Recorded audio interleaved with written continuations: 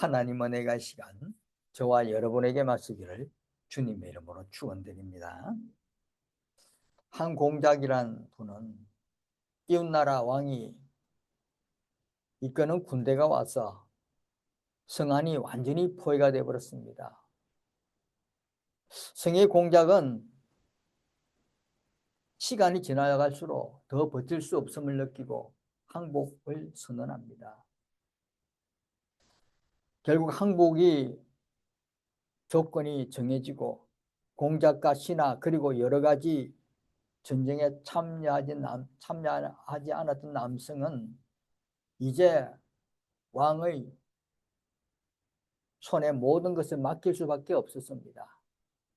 그러나 그 성에 있던 여인들, 즉 아내들은 달랐습니다. 그녀들은 이웃나라 왕에게 간청을 합니다. 간청의 메시지는 이렇습니다. 왕이시여, 우리가 이곳을 떠날 때 가장 소중히 여기는 것을 안고 나가게 해주시오 라고 이렇게 간청의 메시지를 보냅니다. 왕은 여인들의 제안을 허락합니다. 며칠 뒤 성문이 열렸습니다. 사람들은 여인들이 금이나 은 같은 보물을 가득 안고 나올 것이라고 그렇게 생각했습니다. 그러나 여인들의 품에 안겨 있던 것은 금이나 은이 아니라, 보물이 아니라 남편들입니다. 남편들이었습니다. 그녀들이 남편을 꼭 껴안고 나온 것은 승리한 적으로부터 남편을 구하기 위해서였습니다. 뜻밖의 모습에 왕은 감동의 눈물을 흘리며 그 자리에서 남편들에게 완벽한 자유와 안전을 약속합니다. 여러분, 우리 삶에서 가장 소중한 것에 눈에 보이는 보물이나 손에 쥘 수 있는 값진 것이 아닙니다.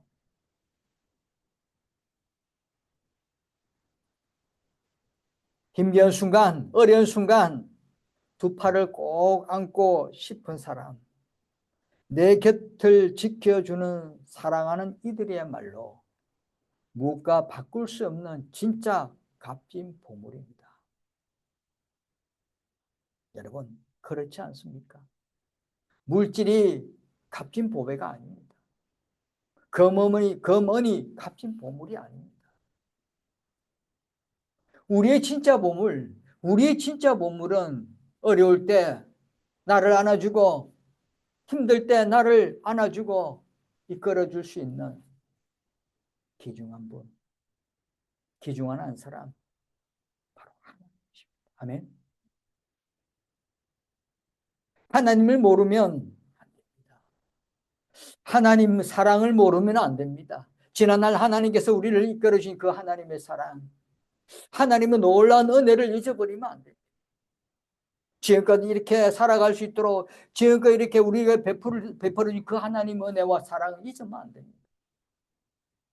우리 날마다 순간순간마다 잊을 때가 있습니다. 그때 세상의 물욕이 세상의 어떤 세상욕에 빠져서 순간순간 잊을 수가 있습니다.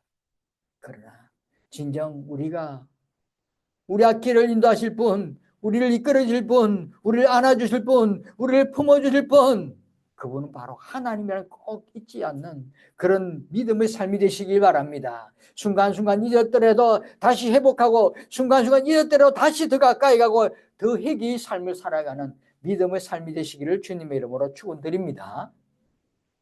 오늘 본문은 하나님을 모르고 교만한 모습을 보인 왕, 하나님을 모독한 왕의 이야기입니다. 벨사살은 바벨론의 마지막 왕입니다. 느부갓네살의 통치 이후 바벨론이 멸망한 주전 539년경 사이에 바벨론은 두 차례의 어떤 정변이 일어났습니다. 변화가 막. 느부갓네살이 죽자 그의 아들 에월므로닥이 왕위에 올랐으며 2년 만에 매부인 느레갈사레셀 왕 장군에게 암살당하고 이후 네르갈 사렛을 통치 후 역시 4년 말에 죽고 그의 아들이 후계자가 되나 그 역시 1년도 안 되어서 나보니두스에 의해서 살해당합니다. 나보니두스는 왕권 찬탈을 위해서 정당성을 얻고자 느부갓네살의 딸 중의 한 사람과 결혼하고 느부갓네살 통치 때 영광을 회복하고자 늘 전쟁터에 나가 살았기에 이 느부갓네살의 딸, 즉 공주의 아들 벨사살이 왕을 대신하여 나라를 다스렸습니다. 한마디로 나보니두스의 아들입니다. 나보니두스의 아들이 벨사살이 이 나라를 아버지와 공동으로 나라를 다스렸습니다. 당시 느보니두스는 새롭게 세력을 확장하고 있던 메대와 바사를 쳐서 무너뜨리기 위해서 전쟁을 벌이는데 당시 이 싸움에서 패하고 말았습니다. 패하고 말아서 이렇게 쫓기고 쫓기는 그런 신세였는데 또 그 쫓기는 신세가 되다 보니 바벨론이 포위방에 들어갔습니다. 메대와 바사의 연합군에 포위를 당하고 만 것입니다. 이러한 상에서 오늘 벨사살 왕은 귀족 1000명을 위하여 큰 잔치를 베풀었습니다.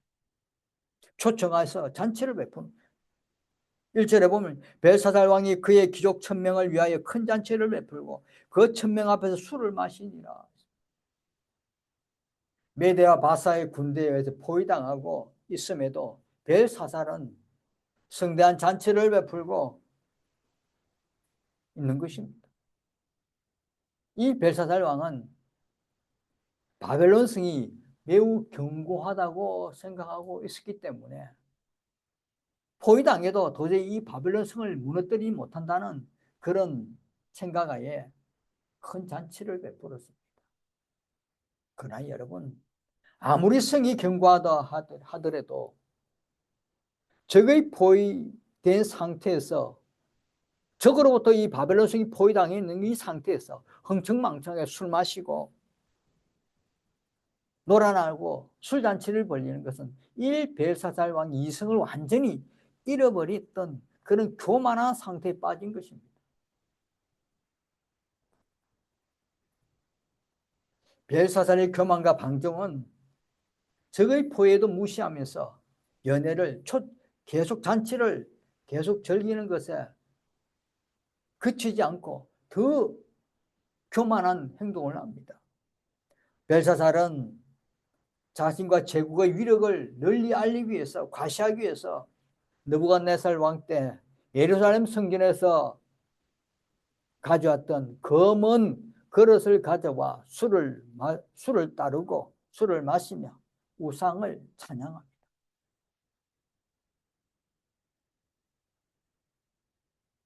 벨사살 왕은 예루살렘 성전의 그릇에 대해서 모르는 것도 아닙니다. 너무나 잘 알고 있습니다. 그 기억을 전혀 잊어버린 것도 알고 기억을 다 해가면서도 그 성전을 섬겼던 하나님, 즉 느부갓네살 왕에게 모든 것을 다스리시던 주권자심을 보이셨던 그 하나님을 알면서도 이렇게 무시했고 모독한 것입니다.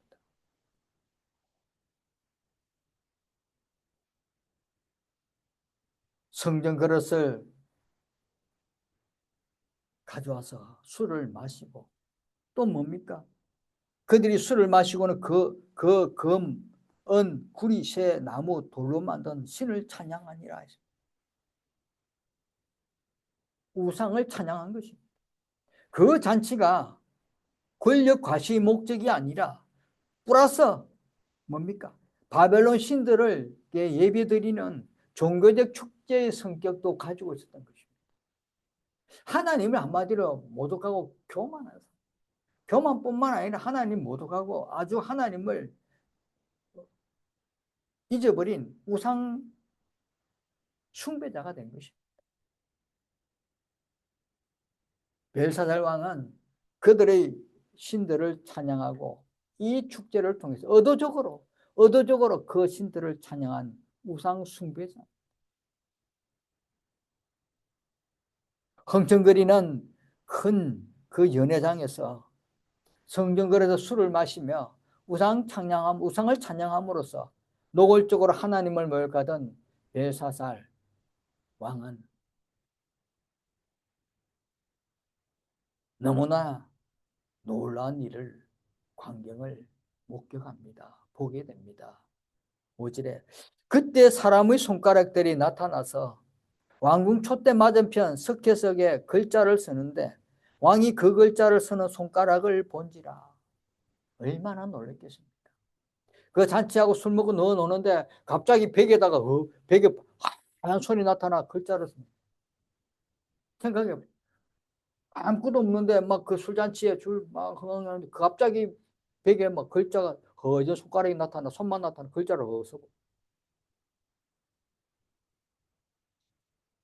갑자기 사람의 손가락이 나타나 벽에 글을 쓰자 이것을 본 왕은 정말 두려움에 사로잡혔습니다. 6절에 보면 이에 왕의 절기던 얼굴빛이 변하고 그 생각이 번민하여 넓적다리 마디가 녹는 듯하고 그의 무릎이 서로 부딪힌지라.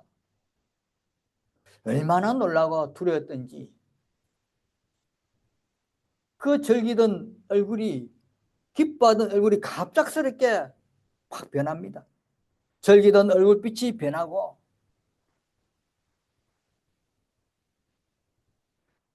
그 손과 알 수 없는 글자를 인해서 얼마나 창박하게 놀랬겠죠. 정신적으로 깜짝 정신적 고통이 왔는 것입니다. 이게 무엇인지 이게 뭐냐고 순간적으로 엄청 놀라서 그의 생각이 번민하여 많은 생각이 막 왔습니다. 무엇이지? 두려움도 막 몰려옵니다. 걱정도 막 몰려옵니다. 이때 자신의 육체는 너무 놀라서 넓적 다리마디가 녹는 듯하고 하체 힘이 다 풀려버린 거죠. 기운이 다 풀려서 주저앉을 정도가 된 것입니다. 그의 무릎이 서로 부딪힌지라. 두려움을 인해 다리가 달달달 떨리면서 서로가 무릎을 탁 칩니다. 얼마나 놀랐으면 주저앉으면서 다리가 달달달 떨리면서 무릎을 치는 거죠. 여러분, 이 모습을 생각해 보십시오. 그렇게 의기양양하게 막 의시되고 교만했던 일베살 왕이 술 마시고 흥청망청 그 시간에 그때 그 모습을 한번 생각해 봅니다. 순간적으로 손이 나타나 글을 쓸 때 얼마나 놀랐던지 그의 얼굴이 변했다는 것입니다. 그리고 엄청난 정신적 고통이 한 것입니다. 이게 무엇인지 뭘 의미하는 것이 엄청 놀라서 다리가 푹 힘 빠져서 주저앉으면서 달달달 떠는 제 아무리 교만한 인간이라도 하나님의 심판 앞에서는 아니 하나님께서 지시한 하나님이 보여준 작은 계시 하나에도 정신을 잃을 만큼 두려움에 빠지게 됩니다. 아무리 큰 능력 있는 사람, 힘 있는 사람이라도 하나님을 두려워하지 모르고 하나님 앞에 겸손하지 못하고 하나님을 무시하고 하나님 앞에 우상을 찬양한 그런 사람에게는 하나님의 아주 작은 바늘만큼 아주 작은 계시 하나로 떨게 되는 것입니다. 하나님께서는 메대와 바사 연합군에게 포위당한 상황에서도 흥청거리며 우쭐대던 벨사살 왕을 한순간에 공포로 몰아넣어버렸습니다. 한순간에.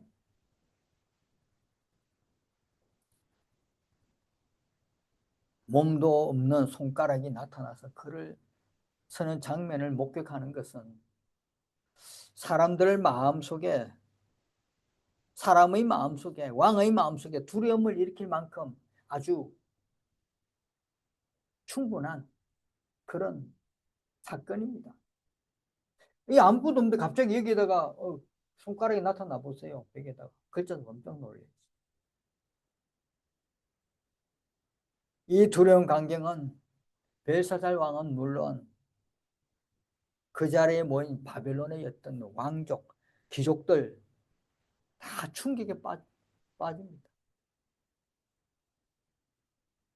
갑자기 나타난 손가락과 그것으로 쓰여진 글로 인해 큰 두려움에 휩싸인 벨사살 왕은 이 글이 무슨 뜻인지 알기 위해서 바벨론의 모든 술객과 술사와 점쟁이를 부릅니다.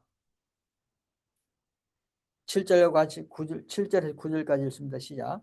왕이 크게 소리질러 술객과 갈대아 술사와 점쟁이를 불러오게 하고 바벨론의 지혜자들에게 말하되 누구를 막론하고 이 글자를 읽고 그 해석을 내게 보이면 자주색 옷을 입히고 금사슬을 그의 목에 걸어주리니 그를 나라의 셋째 통치자로 삼으리라 아니라. 그때 왕의 지혜자가 들어왔으나 능히 읽지 못하며 그 해석을 왕께 알려주지 못하는지라.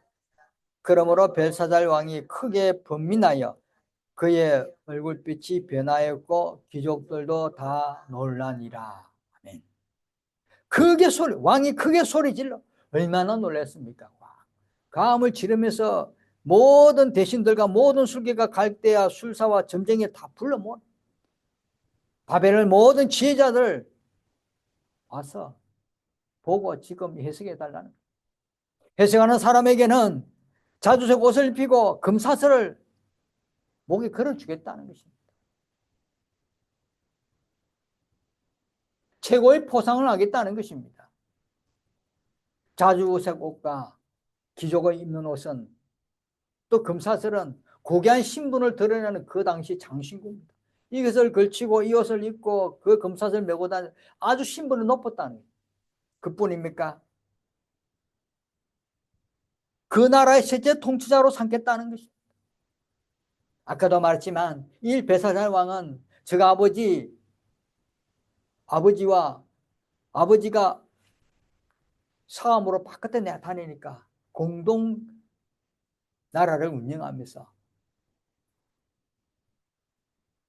아버지와 공동 경영하기 때문에 공동 경영하기 때문에 1위가 아버지고 2가 벨사살하면 셋째 통치자가 된다. 한마디로 왕의 다음에 후계자가 된다. 여러분, 바벨론의 그 아버지 나보니두스와 공동을 나라를 이끌어간 이 벨사살은 그 글자를 해독하는 사람, 그 글자를 해독해 알려주는 그 사람에게 높은 지위를 주겠다는 것입니다. 셋째 통치자로 삼겠다는 것입니다. 얼마나 이 벨사살이 놀랐으면 두려웠으면 이런 제안을 한 것입니다. 얼마나 벨사살이 이 중량을 느끼든 보고 이 뜻을 분명히 손가락에 글을 거는 글씨와 이 내용이 얼마나 중요하다는 걸 벨사살은 알았습니다. 이거 알 수 있게 하는 것도 하나님의 은혜입니다. 벨사살이 그런 마음을 안 가지고 있었다면 그걸 어떻게 하겠습니까? 그냥 지나갔을 겁니다. 그런데 벨사살 왕의 그 마음을 들게 한 것도 하나님의 어떤 귀한 승리 과정입니다.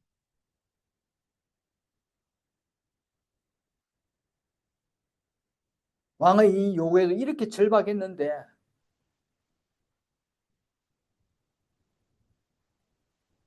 왕의 지혜자들이 다 들어왔으나 그 누구도 해석은커녕 읽지도 못한다는 거예요.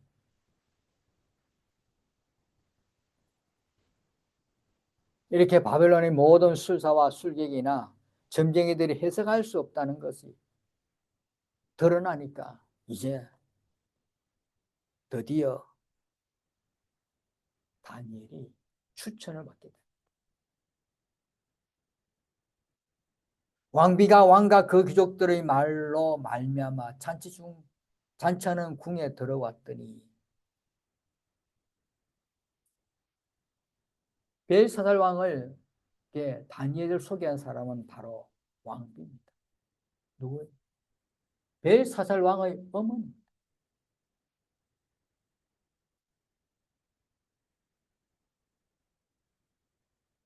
이 글자와 해석을 하지 못한다는 소리를 듣고 잔치하는 궁에 들어와서 왕에게 안심을 시킵니다. 왕이여 만수 무항하옵소서. 왕의 생각을 번민하게 하지 말며 얼굴빛을 변할 것도 아니니이다. 두려움에 떨고 있는 이 벨사살 왕에게 위로를 하면서 이런 문제라면 자신이 추천하는 다니엘을 한번 불러보라. 왜 내가 추천하는 이유가 있다는, 그 추천하는 이유는 세 가지란.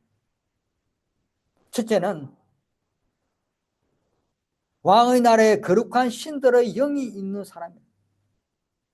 거룩한 신들의 영이 있는 사람입니다. 다니엘이 거룩한 신들. 이미 이 말은 느부갓네살 당신의 아버지 때, 느부갓네살 때 벌써 다니엘에게 했던 말이야. 바벨론의 지혜자들이 해석하지 못한 것들, 이 세상의 지혜로 풀 수 없는 문제들,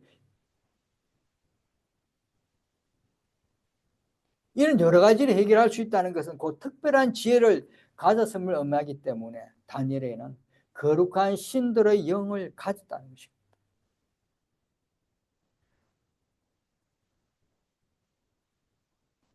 또 두 번째, 명철과 총명과 지혜가 신들의 지혜와 같은 자니라.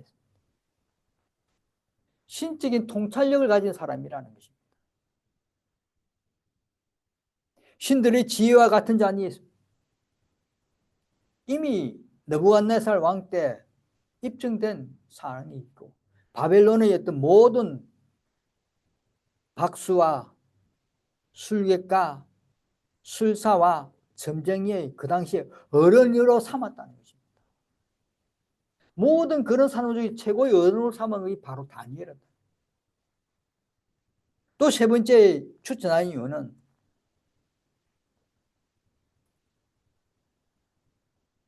꿈을 해석하며 엄밀한 말을 밝히며 의문을 풀 수 있다. 꿈만 해석할 뿐만 아니라 이 다니엘이 탁월한 능력은 꿈을 비롯하여 엄밀한 말, 나라를 이끌어가기 위해서 필요한 정책이나 여러 가지 대소사를 엄밀하게 나눌 수 있는 일, 또 장래 여러 가지 나라의 일들을, 그리고 뭡니까? 일반적인 지혜로도 풀 수 없는 여러 가지 어려운 문제들, 이런 것들을 해결할 수 있는 능력을 가지고 있다는 것입니다. 그래서 왕비는 이런 확신을 가지면서 다니엘을 부르는 것입니다. 다니엘을 부르소서, 확신이 있다는 것입니다. 그리하시면 그가 그 해석을 알려드리리다. 사랑하는 성도 여러분, 다니엘은 그 당시에 나이가 80을 훨씬 넘은 사람. 이미 나라의 정치나 어떤 대소사나 또 여러 가지 어른으로 삼았던 이런 박수와 술계, 갈대와 술사, 점장이 어른으로 삼았는데 그 어른의 자리에서 다 내려온 사람. 그런 은퇴했던 사람임에도 불구하고 하나님의 심판을 선포하는 사람으로 다시 쓰임을 받게 됩니다. 여러분, 하나님이 쓰임 받는 사람은 나이와 관계없습니다. 하나님의 쓰임 받는 믿음의 백성들은 나이와 관계가 없습니다. 배움의 자리에도 필요가 없습니다. 하나님이 필요한 사람은 하나님이 꼭 쓰십니다. 손가락의 계시로 인하여 두려움에 빠지게 하신 분은 바로 누구십니까?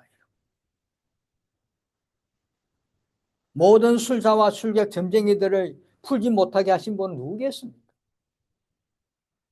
모든 지혜자들이 글도 읽지 못하게 하신 분이 누구겠습니까? 다니엘을 심판한 자를, 다니엘을 다시 심판한 자로 서임받게 하신 분이 누구겠습니까? 하나님이십니다.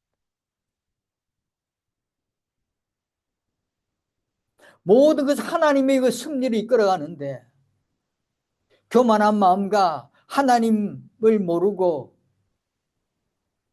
우상을 찬양했던 이 벨사살 왕, 하나님은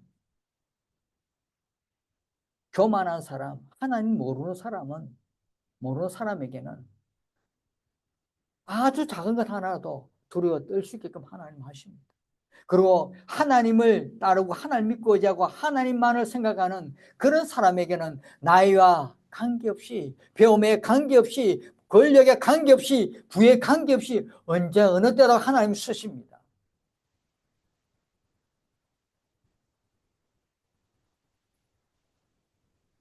이렇게 하나님께서는 모든 일에 하나님을 다 섭리 가운데 이끌어 가십니다. 그래서 우리들은 이 작은 손가락 하나의 계시에 두려워 떠는 이 바벨론, 이 벨사살 왕의 이 모습을 보면서 우리들이 날마다 어떻게 살아야 될지, 우리가 날마다 어떤 모습으로 살아야 될지, 하나님께 어떤 행동을 해야 될지, 어떤 늘 모시는 하나님을 숨기는 그런 마음을 가져야 하는 것입니다. 하나님은 작은 것에도 뜰 수 있도록 하시고 두려워할 수도 있도록 하십니다. 그렇기 때문에 우리는 하나님 앞에 교만한 마음 버리시고 하나님을 모르는 사람이 아니라 하나님을 생각하고 하나님을 따르고 하나님께 늘 영광 올려드리고자 노력하고 계시는 그런 신실한 백성이 되어서 하나님 앞에 겸손한 모습으로, 하나님 앞에 교만하지 않는 모습으로 보이는 신실한 성도들이 되어서 다니엘처럼 언제 어느 때 하나님께 쓰임받는, 나이와 연령에 관계없이 쓰임받는 믿음의 귀한 일꾼, 믿음의 귀한 삶이 되는 놀라운 하나님의 자녀 되시기를 주님의 이름으로 축원드립니다. 기도하겠습니다. 고맙고 내려신 하나님 아버지 감사합니다. 오늘도 저희들에게 귀한 은혜의 말씀을 허락하시고 주신 귀한 은혜의 말씀을 붙들고 하나님, 저희들 언제 어느 때도 하나님께 쓰임받는 믿음의 귀한 백성 되도록 하나님 은혜 내려 주옵소서. 하나님을 두려워하고 하나님을 늘 경외하는 믿음의 신실한 백성 되어서 날마다 주님이 우리를 찾고 주님과 함께 동행하는 믿음의 한 주간 되도록 역사하여 주옵소서. 감사드리며 예수님 이름으로 기도드립니다. 아멘.